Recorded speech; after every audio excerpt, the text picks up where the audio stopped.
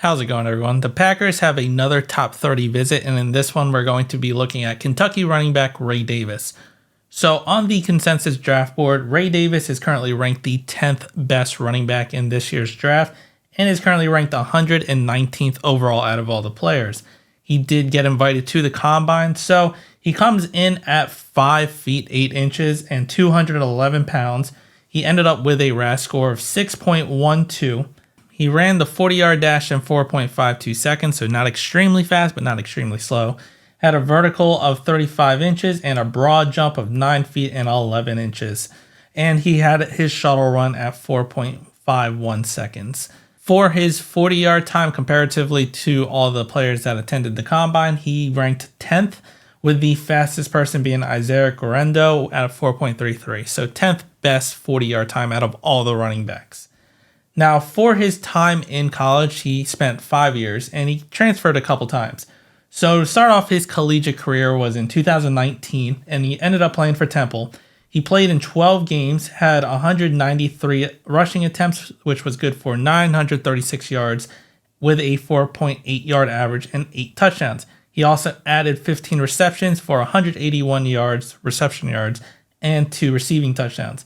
Then in 2020, didn't start too much and only played in 4 games. Had 78 rushing attempts, good for 308 rushing yards, which was good for 3.9 yard average, 1 touchdown, and added 12 receptions for 62 yards. Transferred out of Temple and then ended up playing for Vanderbilt.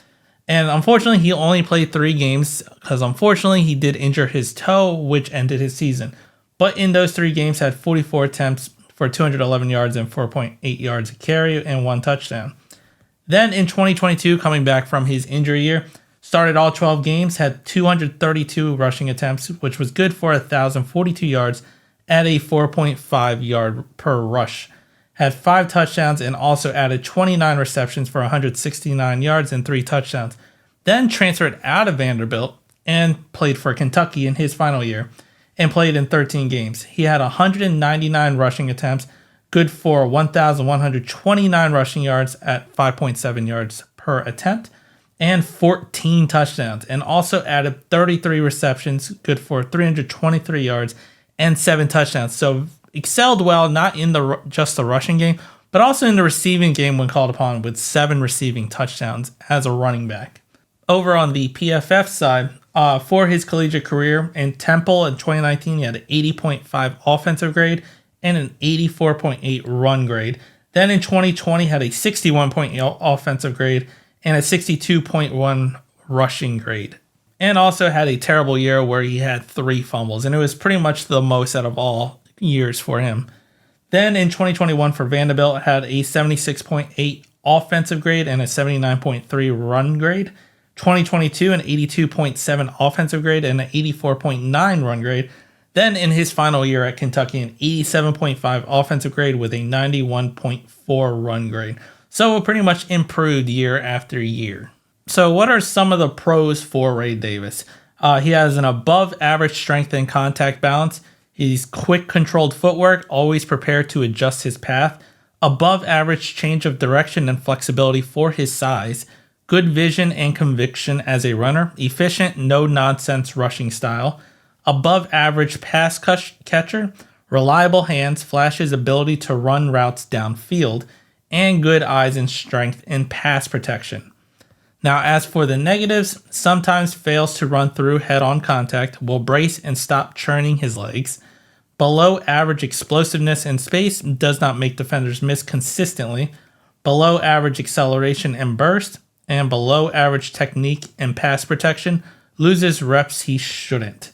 And then lastly, one that's not on here, he is currently 24 years old, with his birthday being in November, where he would turn 25. So it's hard to kind of spend a high round pick on a player that's currently 24. And Gutekunst typically doesn't like to go for older players in the draft. Granted, Devontae Wyatt was a first round pick where he was 24 years old, but that's more of an outlier instead of the norm. So currently he's kind of projected in between the 3rd and 5th round. I think he's more ladder towards the 4th and 5th round, and if he went in the 3rd round, it's a reach, especially due to his age, some wear and tear on his legs, and a slight injury history because he had that toe injury in his third year. But overall, for the Packers, picking a player like this does make sense, especially later on into the draft, not in that third round, but probably if he was there in the fifth round, I would take a flyer. He apparently shows a lot of good patience as a runner. He definitely has reliable hands, which Packers do like, not just to be a runner, but also to be a pass catcher. And he could fit this type of scheme for the Packers. He's a patient runner, looks for the holes, and is able to one cut into the gap and pretty much go through the hole, which is going to be needed for our type of running scheme. He's not going to wow us with making explosive plays and all that, but he could get the job done, especially since we have Josh Jacobs and A.J. Dillon on a one-year deal. We do need to find a third running back. So taking a flyer on him might not be a bad idea for the Packers. But at the end of the day, I don't see the Packers actually drafting him unless he does slip into the fifth round. Anything higher, I don't believe the Packers will go and grab him. They might find another player that they like better or someone that actually fits that value at that spot.